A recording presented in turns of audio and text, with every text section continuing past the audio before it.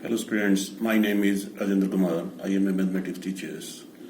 Today we start a topic, the solution of the equations.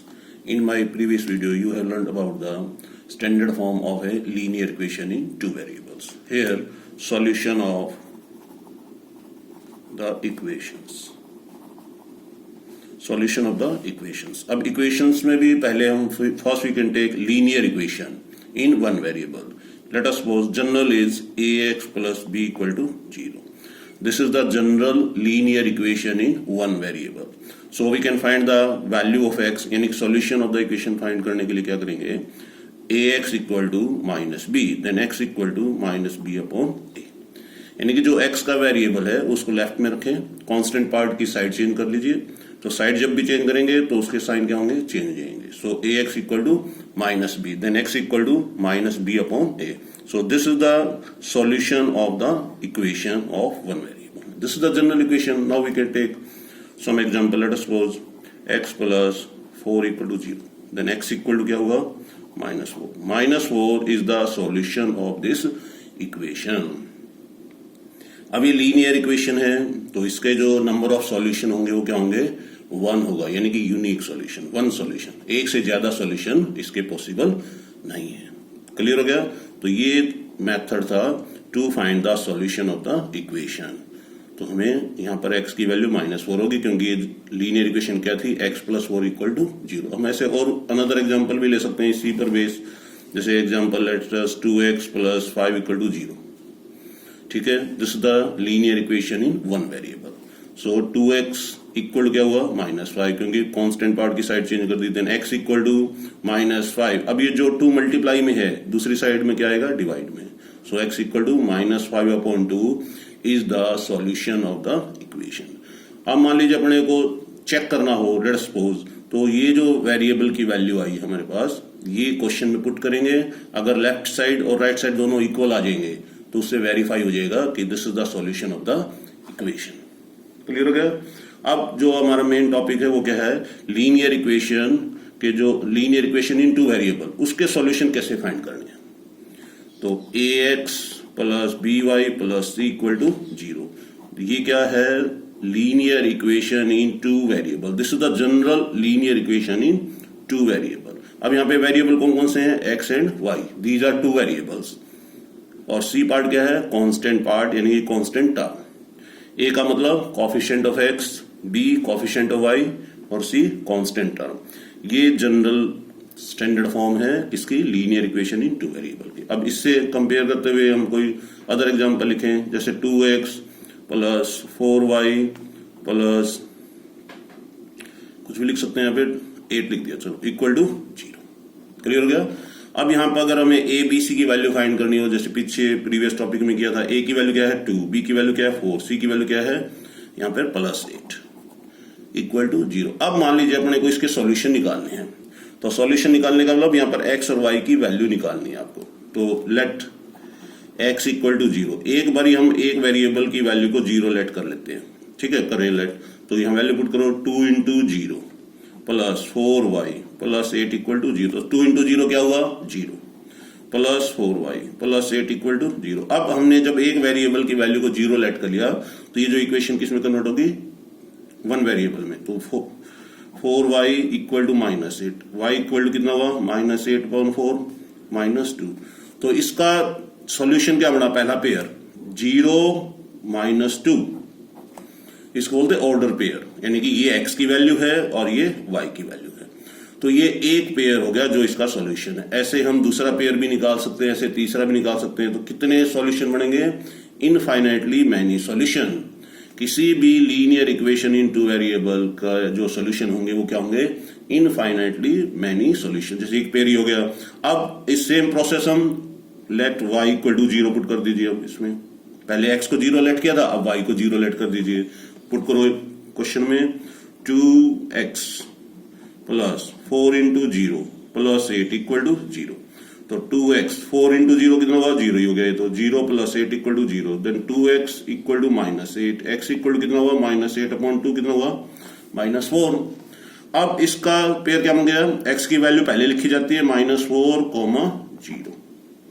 तो ये हमारा क्या हुआ, सेकेंड सॉल्यूशन हो गया। जो वैल्यू एक बार हम लेट कर लेते हैं उस वैल्यू को दोबारा से लेट नहीं कर सकते। Now we can take another value, let x equal to, मान लीजिए हमने 2 लेट कर दिया, x की वैल्यू क्या लेट की 2। कोई भी वैल्यू आप लेट कर सकते हैं लेकिन रिपीट नहीं कर सकते। जैसे हमने पहले x की वैल्यू 0 लेट कर ली, y की वैल्यू 0 लेट कर ली, दोबारा से आप x की वैल्यू को 0 लेट नहीं कर सकते, y की वैल्यू को 0 लेट नहीं कर सकते। पहले किसकी वैल्यू लेट करनी है वो आप पे डिपेंड, आप किसी की भी कर सकते हैं। तो let x equal to 2 put करें, 2x plus 4y plus 8 equal to 0, ठीक है। तो पुट करें 2 इंटू 2 x की जगह 2 पुट करना है, 4y प्लस 8 इक्वल टू 0, 2 जगह कितना हुआ 4 plus 4y plus 8 equal to 0। अब लाइक टर्म को एडिंग करो, 4 प्लस 8 कितने हो गए 12, 4y plus 12 equal to 0, 4y equal to minus 12, y equal to कितना हुआ माइनस 12 अपॉन 4 कितना हुआ माइनस के 3। तो पेयर क्या बन गया, x की वैल्यू 2 लेट की थी, y की वैल्यू क्या आई माइनस 3। तो दी ज्यादा सॉल्यूशन। तो हमने अब तक कितने पेयर निकाल लिए 1 2 3। तो इस तरह से हम नंबर ऑफ पेयर्स निकाल सकते हैं, कितने, इनफाइनाइटली। क्लियर हो गया। तो this is the process we can find the solution of the linear equation in 2 variable. ऐसे और भी निकाल सकते हैं। मान लीजिए अब अपने को ये सॉल्यूशन निकाले है सपोज, और हमें चेक करना है, जैसे कोई और एग्जांपल लेता हूं मैं, x plus y plus 6 equal to 0, ठीक है। अब मान लीजिए अपने को सॉल्यूशन गिवन है सपोज 2 4 सॉल्यूशन गिवन।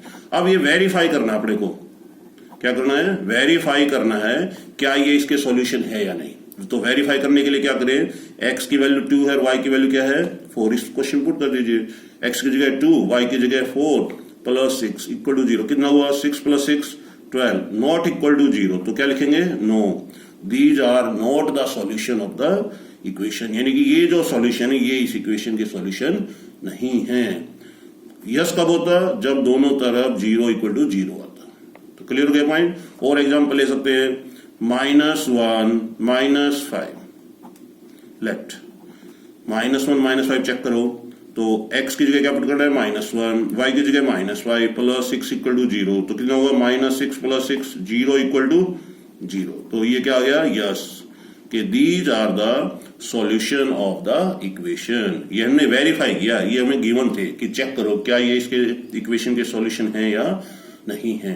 तो चेक करने का प्रोसेस ही क्लियर हो गया आपको कि जो सॉल्यूशन आपको गिवन है, पहले हमेशा x का सॉल्यूशन होता है, फिर y, यानी कि x की वैल्यू और फिर ये y की वैल्यू। ये हमें क्वेश्चन में पुट करना है, जहां पर x है वहां पर उसकी वैल्यू पुट करो, जहां पे y है वहां पे उसकी वैल्यू पुट कर दो, और फिर सिंप्लीफाई करो। 0 इक्वल टू 0 आ गया तो क्या लिखेंगे, यस। अगर 0 इक्वल टू नहीं आया, जैसे यहाँ पहले पार्ट में क्या था 12 इज नॉट इक्वल टू 0, तो इसका मतलब कि 2 and 4 are not the solution of the equation. Clear हो गया। तो हमें कितने सॉल्यूशन निकालने हैं वो क्वेश्चन में लिखा हुआ भी होता है कि कितने सॉल्यूशन आपको फाइंड करने हैं। मान लीजिए आपको 3 सॉल्यूशन फाइंड करने हैं या 4 सॉल्यूशन फाइंड करने हैं, वो उसके अकॉर्डिंगली आप सॉल्व कर सकते हैं। सॉल्यूशन किस टाइप के आ सकते हैं, एनी रियल नंबर, नेगेटिव भी आ सकते हैं, पॉजिटिव भी आ सकते हैं, फ्रैक्शन में भी आ सकते हैं, वो क्वेश्चन पे डिपेंड है कि क्या उसके सॉल्यूशन आए। क्लियर हो गया, ठीक है। अब आगे जो टॉपिक है वो क्या है कि मान लीजिए अपने को कोई अननोन वैल्यू फाइंड करनी है। अननोन वैल्यू का मतलब सॉल्यूशन आपको गिवन होंगे तो आपको उसकी वैल्यू निकालनी है। जैसे for example x plus y plus k equal to 0, find the value of k if 2 and 1 are the solution, 2 and 1 are the solution of the equation। Clear हो गया। यानी कि अब अपने को ये इक्वेशन दे दी और इसके सॉल्यूशन क्या रखे हैं 2 and 1, तो आपको k की वैल्यू निकालनी है।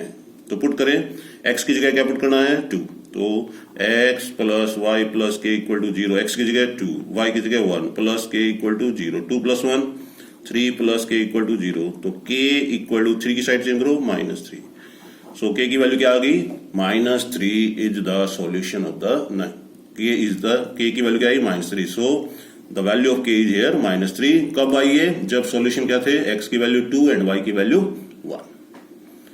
अब k की जगह कोई भी हो सकता है अननोन, k यहाँ पर क्या थी, कांस्टेंट टर्म। अब मान लीजिए यहाँ पर भी कोई ए या बी ऐसा कोई भी कोफिशिएंट हो सकता है जिसकी वैल्यू हमें निकालनी है, लेकिन कंडीशन क्या है कि आपको सॉल्यूशन गिवन होंगे। सॉल्यूशन गिवन का मतलब ऑलरेडी ये इसके सॉल्यूशन है, तो आपको के की वैल्यू निकालनी है। तो इस तरह से भी क्वेश्चन आप सोल्व कर सकते हैं।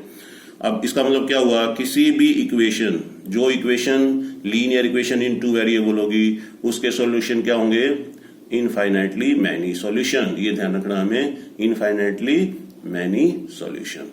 क्लियर हो गया। तो आज हमने जो टॉपिक की वो क्या है, एक तो linear equation in one variable के सॉल्यूशन निकाले। कितने सॉल्यूशन निकाल सकते हैं linear equation in one variable का, एक ही सॉल्यूशन निकाल सकते हैं।